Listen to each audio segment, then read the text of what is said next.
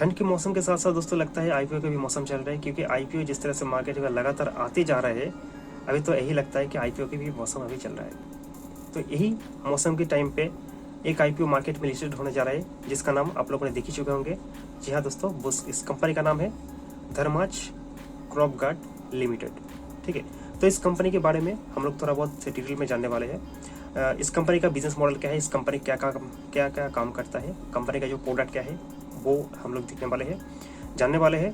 Company किस तरह के प्रोडक्ट को एक्सपोर्ट करता है बाहर, और कंपनी का जो वीकनेस है, स्ट्रेंथ है, वो भी हम लोग जानने वाले हैं।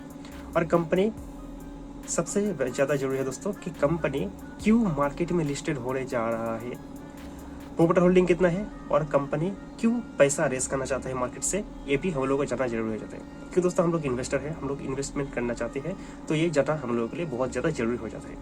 तो चलिए हम लोग अभी सिंपल से शुरू करते हैं कंपनी के बारे में।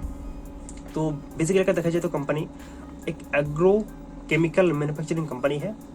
तो दोस्तों यहाँ पर मैं थोड़ा बहुत चीज़ें आप लोगों को मैं बताने की कोशिश करूँगा। देखिए, एग्रो केमिकल जो मैन्युफैक्चरिंग कंपनी है वो बहुत ही इंडिया में कम ही मात्रा में पाया जाता है जो ये काम वगैरह करता है। ठीक है, तो इसी हिसाब से अगर देखा जाए तो बहुत ही कुछ लिमिटेड स्टॉक है जो मतलब स्टॉक एक्सचेंज में लिस्टेड है अभी के लिए।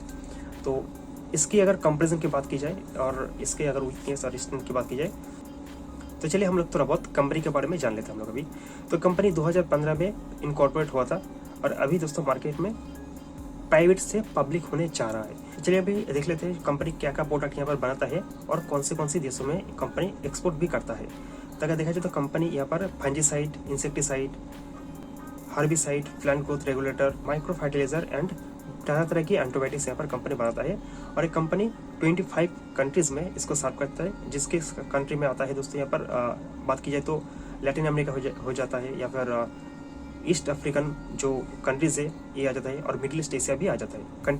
अराउंड 25 कंट्रीज में कंपनी अपना प्रोडक्ट को सर्व करता है।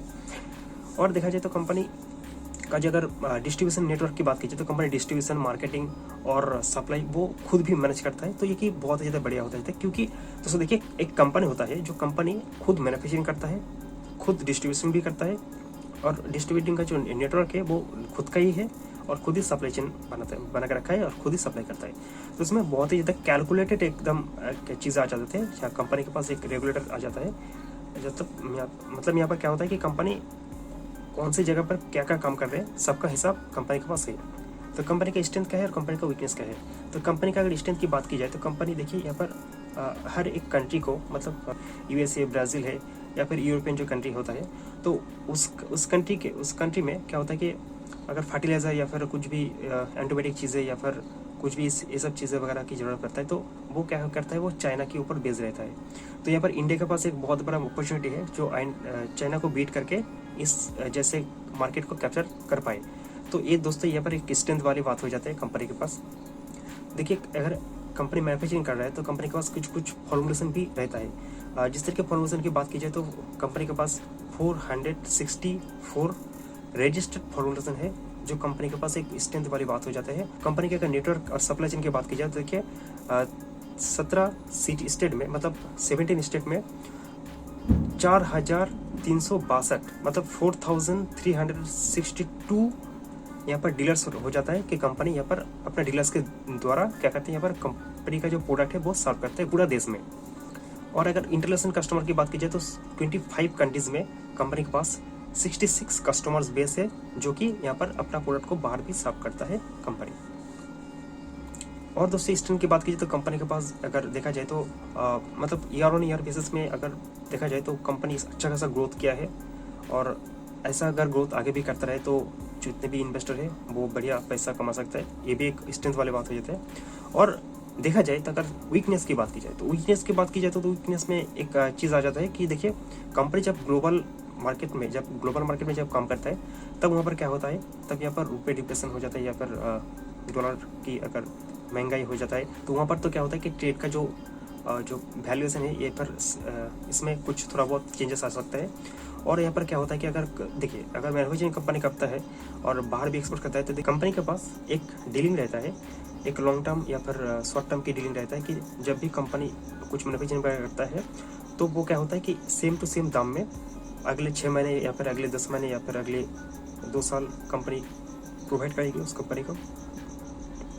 तो इसमें एक दिक्कत वाली बात हो जाती है, और उसमें अगर कुछ चेंजेस वगैरह या फिर कुछ महंगाई आ जाता है तो उसमें भी प्रॉब्लम आ सकता है।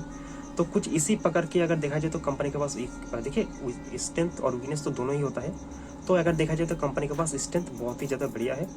और कंपनी की अगर बात की जाए तो कंपनी क्यों मार्केट में लिस्टेड होना चाहता है और कंपनी क्यों अपना जो होल्डिंग है बेचना चाहता है। तो अगर देखा जाए तो कंपनी के पास अभी भी 100% प्रोमोटर होल्डिंग है।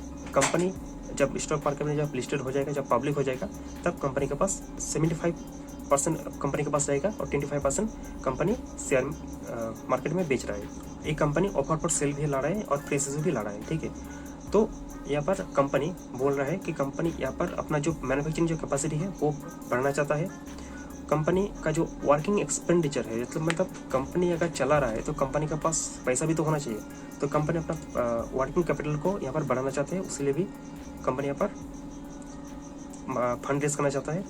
और देखा जाए तो कंपनी के पास कुछ डेट वगैरह है तो वो भी कम करना चाहता है। इसकी वजह से कंपनी मार्केट में अपना स्टॉक बेच रहा है और पैसा मार्केट से उठा रहा है। तो ये हो रहा है दोस्तों कंपनी के जो रीज़न है कंपनी क्यों आना चाहता है। तो अगर हम लोग देखेंगे तो हम लोगों के पास कौन सी अपॉर्चुनिटी है। तो देखिए कंपनी के अगर बात की जाए तो कंपनी कितने पैसा मार्केट में उठा रहा है, पहले बात तो ये होता है। तो अगर कंपनी की बात की जाए तो कंपनी 251 करोड़ मार्केट से उठा रहा है, जो कि एकदम लिमिटेड है। बहुत ही छोटा कैपिटल मार्केट से उठाने की कोशिश कर रहे हैं। कंपनी का जो रेवेन्यू और जो नेट प्रॉफिट की बात की जाए तो वो भी हम लोग थोड़ा बहुत डिस्कस कर लेते हैं हम लोग अभी। तो रेवेन्यू की बात की जाए तो देखिए 2020 में कंपनी के पास रेवेन्यू आया था 198.2 करोड़, ठीक है। तो उसमें से नेट अगर प्रॉफिट अगर निकाला जाता है तो उसमें से नेट प्रॉफिट निकल आता है 10.7 करोड़। अगर एक और 21 की बात की जाए तो 21 में आ जाता है 302.4 करोड़। और उसमें से अगर नेट प्रॉफिट की बात की जाए तो नेट प्रॉफिट आ रहा है 20.9 करोड़। और 2022 की बात की जाए तो 2022 में आ रहा है कंपनी का जो रेवेन्यू है 394 करोड़।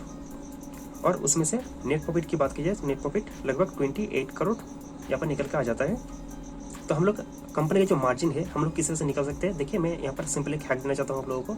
तो क्या करेंगे, पहले नेट प्रॉफिट को रखेंगे, उसके बाद हम लोग डिवाइडेड करेंगे जो कंपनी का जो रेवेन्यू है उस कंपनी से रेवेन्यू से हम लोग डिवाइडेड करेंगे।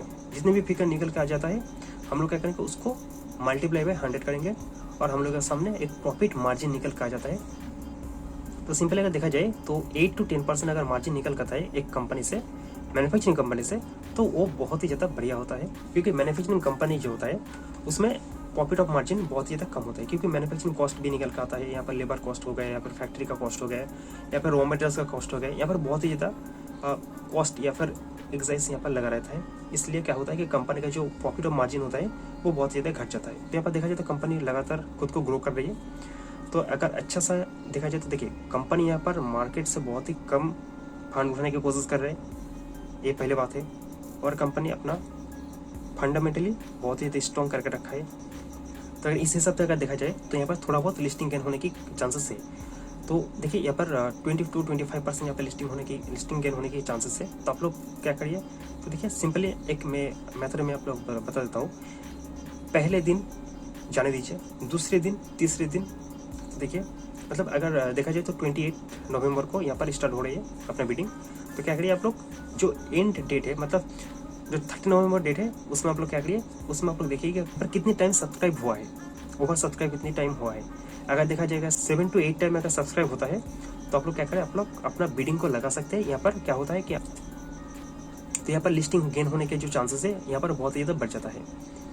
अदरवाइज आप लोग क्या कर सकते हैं, अगर आप लोगों को फंडामेंटली अगर अच्छा लग रहा है कंपनी को, तो आप लोग क्या करिए, पहले कंपनी को लिस्टेड होने दीजिए और होने के बाद क्या करिए, जब कंपनी मार्केट में लिस्टेड हो जाएगा और थोड़ा बहुत अगर जब प्रोमोटर क्या करेगा या फिर जो बैंकिंग इन्वेस्टर बैंकिंग है जब अपना शेयर को मार्केट में जब बेचेगा तब क्या होगा, तब थोड़ा बहुत मार्केट में एक करेक्शन दिखाई देगा आप लोगों को।